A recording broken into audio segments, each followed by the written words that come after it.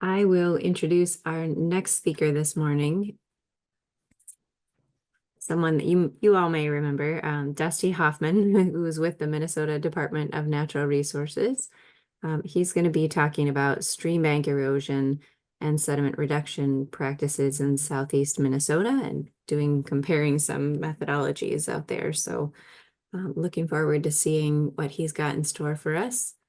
So one of the things I'd like to talk about today is the stream bank erosion and sediment reduction calculations that I've been working on over the last 3 years in my time with Trout Unlimited, and then continuing that with the Minnesota DNR. One thing I'd like to point out on this slide before moving along is the right side of that photo. You can see a ton of bare roots, and those roots are a great indicator that that erosion happened very recently. But we'll see a bunch of pictures in this presentation to, excuse me, to help show some erosion and why that erosion is happening sometimes. So I'm going to talk a little bit about some historic land use, and I'm going to use a lot of photos to show some present conditions and to show how the Trout Unlimited habitat improvement projects are reducing sediment and where some of that sediment is going. And then I'm going to talk a little bit about how we're quantifying the sediment loads coming out of these project sites with the tool that EPA developed called PLET and Bowser's tool for soil bank erosion estimates. And then I'm going to give a couple recommendations for alternatives to projects and different factors about how we prioritize projects and how a project might move to the top of a list for a full scale or alternative method. So these photos in this slide are actually showing from the Whitewater Valley around the 1930s.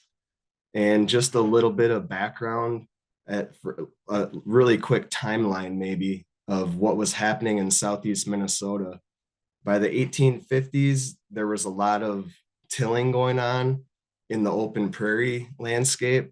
And then eventually they moved along to removing trees, and some of that was for more crop space and some of it was to utilize the lumber, but other times it was also for improving and increasing grazing land. A lot of this by the 1900 era had started flooding and landslides. And in 1938, the Whitewater River had flooded 28 times.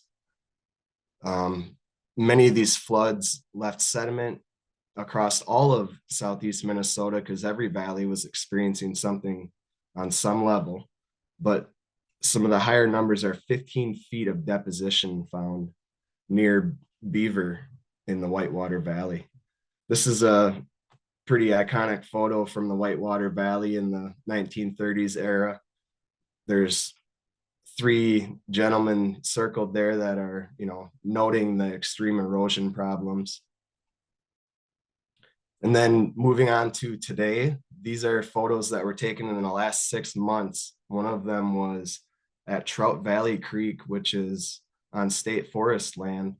We're still seeing 5-foot head cuts moving up some of these gullies, and for many different reasons. But on the photo on the right, David Ruff is standing in the head cut that the Nature Conservancy will kind of stabilize this year at Vesta Creek down in the southern part of southeast Minnesota.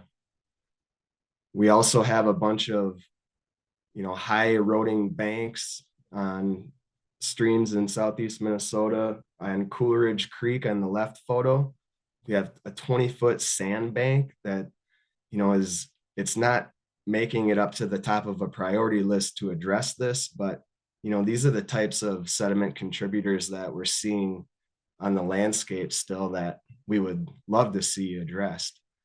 On the right photo, Thompson Creek, another 15-foot sand bank. And then moving to the freeze thaw cycle is another way that sediment is being introduced into these streams.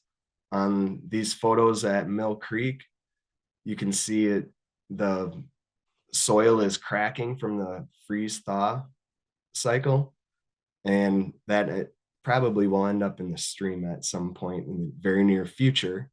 But thankfully, Trout Unlimited will be doing a project there this year.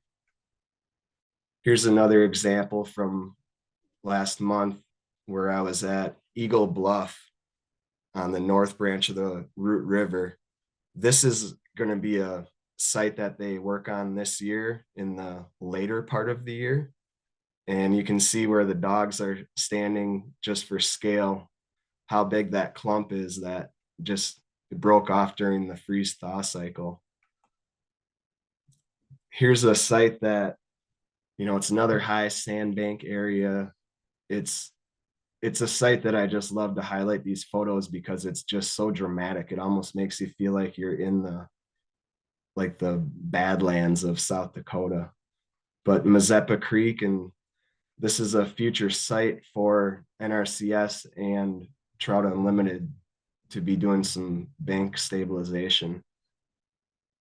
And what I'd like to do is just show how fast this bank has been eroding. This is some aerial imagery screenshots that I took, where I went to the 2011 screenshot, put down a couple pins, and didn't know if this was going to work out, but magically the tree edge pin stayed in the same place the whole time. So then I knew the bank edge was staying in the same place. You can see the progression from 2011 all the way up to 2021 aerial imagery. We're losing a lot of sediment at that site. So how are we addressing some of these problems of the past? Lucky for us, we have some federal, state, and local governing bodies that are helping us achieve some goals. We also have, certain state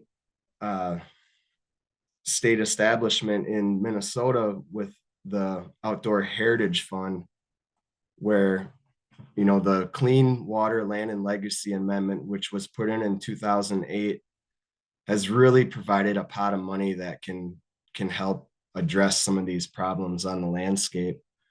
But there are other programs that have been installed, and BMPs with farming.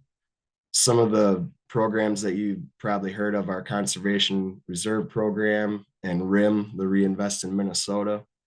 But a lot of people are installing the cover crops. People are putting on land trusts, so those lands do not get tilled by future landowners. And so, we have a lot of actions being taken place that are helping. One of the things that we're doing with habitat improvement projects that are funded by that Lessard Sam's Outdoor Heritage Fund and the Clean Land, Water, Legacy Act are being done down in Southeast Minnesota by Minnesota Trout Unlimited. And occasionally we get tied in with Sarah and Paul at TU Dare as well. But this is a site at West Beaver Creek where the banks were taken down a little bit more than 5 feet. And we had about a month after the project was completed, the vegetation was growing in well. And we had a rain event that was about 5.5 inches. And what's neat about this photo is that you can see all of those logs in the background. Those all came from upstream and actually got deposited out in the floodplain, along with all that debris on the right side of the photo. Had we not taken the banks down, a lot of those logs would have probably just continued to bash apart the banks, bringing in sediment, and got trapped somewhere downstream. So to me, it's a benefit of showing the floodplain relief that you're giving, and seeing the energy dissipation and the ability for that debris to fall out is kind of cool. So this slide as well, this is at Weisel Creek. A snow melt off event happened with a big rain event, and you can see on the left side of the photo, the water line, how high the water came out of the banks. And what's interesting is to see all that deposition on top of the snow and the frozen ground. In the background of that photo, you can actually see that there's deposition on those inside point bars. And you can see on the right bank that snow line the whole way down. So you can see how high that water was. Some of the other projects that Trout Unlimited has been working on, one of them is at Cedar Valley Creek, and it's really hard to see scale in photos. So what I try to do is I try to use like the sign that you'll see in this photo, that there's a round circle around, something that gives you scale, but also showing the amount of height and length on a lot of these photos. You're going to notice, that there is something to help like guide you through this photo. I'm not going to spend a lot of time on these photos besides telling you to key in on those features where I'm circling, because those will remind you it's the same site for proof, I guess. But also, that the bank heights are called out on a lot of these. But you'll notice in the photo on the right that there's a pretty decent bench put on the toe of that stream. Here's a project site at West Indian Creek that shows the benefits of restoring channel width, which will help pass sediment. You can see the photo on the left, and the before is almost double the width than what we really wanted to have to pass sediments. And another photo showing the value of restoring channel width. I'll point out on this photo on the left that we had to narrow the stream 15 feet at this location. And you can see in that photo that there is just a ton of sediment in the bottom of the stream. It's wide, it's shallow. It's not an ideal situation for invertebrates for sure, but for fish habitat as well. Another location on Rush Creek where we did some work, you can see in the bottom photo in the center where they're starting to build up this stockpile of soil. That photo on the left with the 5.5-foot banks is just an indication to, how long and high that bank was. Not even really that big of a bank for a lot of the sites that we see, but that was contributing soil to the stockpile that you'll see in the photo on the right. And that was actually stockpiled, and the face of that stockpile was carved off, so it was a vertical face, so we could enhance that area for nesting birds, since we were cavity nesting birds like swallows and kingfishers. Since we were taking away their habitat, we wanted to try to replace it somewhere else. Another site where soil was being stockpiled, but in this case, the landowner was going to take this soil out to their farm field. And the photo on the bottom is really just to show you some scale. Other projects, there's a opportunity like at Cedar Valley Creek where you can stockpile the excess soils along a really steep road embankment. This embankment was talked about for years by the county, and when the contractor talked with the county about like adding some dirt to the side of the road, they thought it was a great idea. So what are we doing to quantify the soil loss on some of these sites before Trout Unlimited goes in there and does a project? We're actually looking at the bank height, the bank length. We have to record the soil type, and we need to record the lateral recession rate. And that's done in tenths of a foot on a 10-year average. So that 10-year average becomes a very tricky piece to work with. So we like to work with two people when we're doing these estimates. It really helps to bounce those numbers back and forth with each other so you're not overestimating. And this is what a collection set would look like from Winnebago Creek. And I'll note that highlighted in the column or row 6 is the site that Paul Cron is photographed on in the picture below.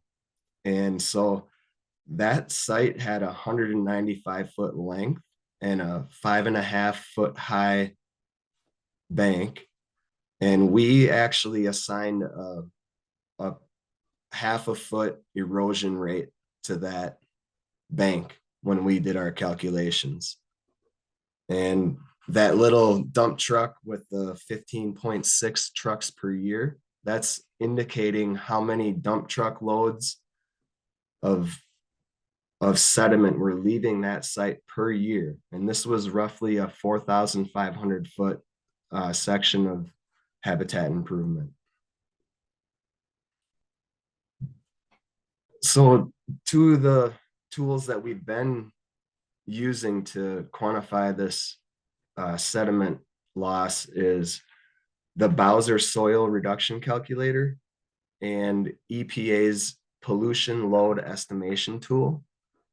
These tools do yield different results. I'm not going to say that one is better than the other.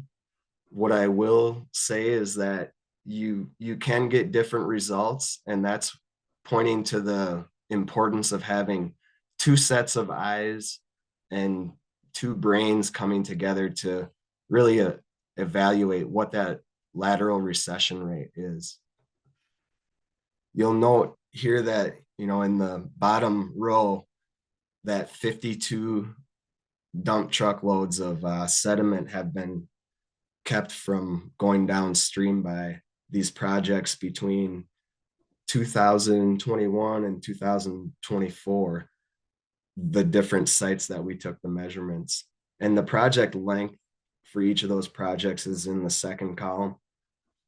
But note the highlighted columns where you can see those differences in the tons of soil per year, that the difference that's calculated.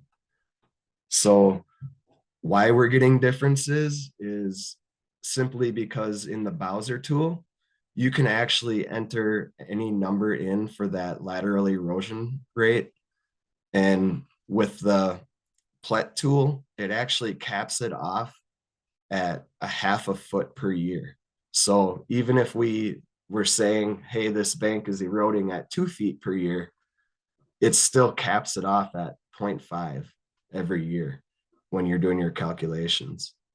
So just to point out the Winnebago Creek, we ran the numbers with Bowser and with the Plet tool, and you can see the difference there of 60 tons per year. And I'm not going to say that one is better than the other in that way, but I like to have the comparison of two different tools to kind of plead the case that we're not just relying on one. So what if we don't have the money or the time to tackle all the project sites that we would like to do? Well, that draws a complicated question of how you prioritize project sites. There's hundreds of miles of stream that we could potentially work on. A lot of times what it comes down to for the Minnesota DNR and our partners is having an easement secured. But this slide kind of points out some of the other considerations that we may be taken into account as we prioritize a site, and maybe help sites get to the top of a prioritization list before they actually get funded. But, just native species is a very important one that we're going to hear people talking about in the future. Proximity to populations, if there's biological data to support this. A lot of times we have angler interest driving where we do projects. But the big takeaway, I think, is really no matter what site you choose, we're doing this for long-term benefits and that resiliency. Different ways that we can actually partner are with, like partnering for evaluating sediment reduction and habitat improvement. So there's a really cool opportunity going on with Trout Unlimited and the PCA and different divisions of the DNR, where PCA has done an extra set of data collection for a habitat index survey, and DNR is doing some temperature logger data collection, and also DNR Ecological Waters and Resources Division staff have collected SQT data. Another way to partner up is to partner in improving water quality. And we recently started drawing together a partnership between the WinLAC One Watershed, One Plan group and St. Mary's University Geospatial Services program, and folks with Ecological Waters and Resource Division of the DNR, who had completed the WARS assessment for the entire Whitewater River.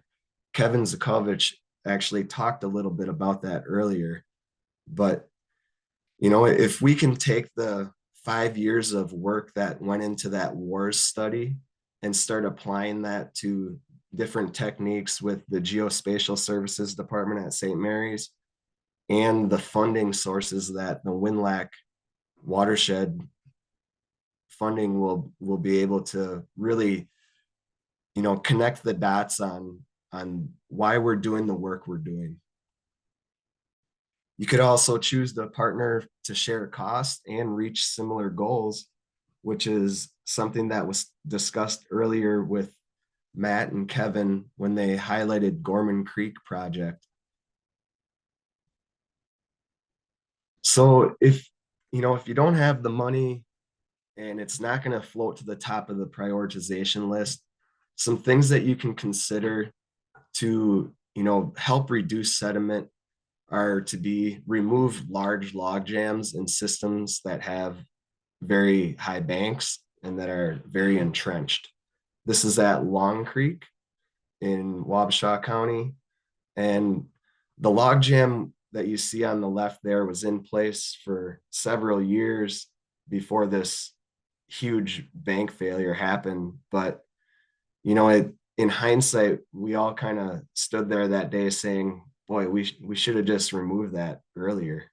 So when there is opportunity to do removal of log jams of extreme size, that could help reduce sediment. You can also think long-term by,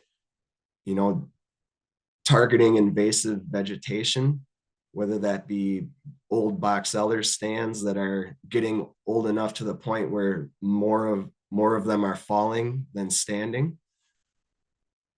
And, this will help prevent those log jams.